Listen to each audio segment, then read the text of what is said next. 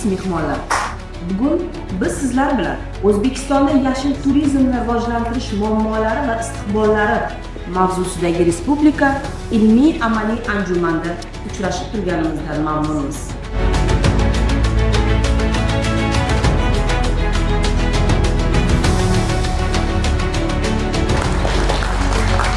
So'z qishloq xo'jaligi fanlari doktori, professor Hamzayev Abdushukur Xudoyqulovga beriladi.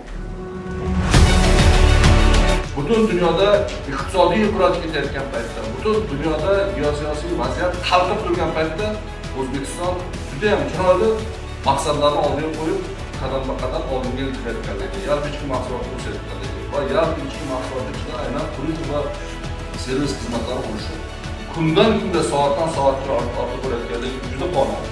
Shuning uchun bu sohaga driver sifatida e'tibor beriladi.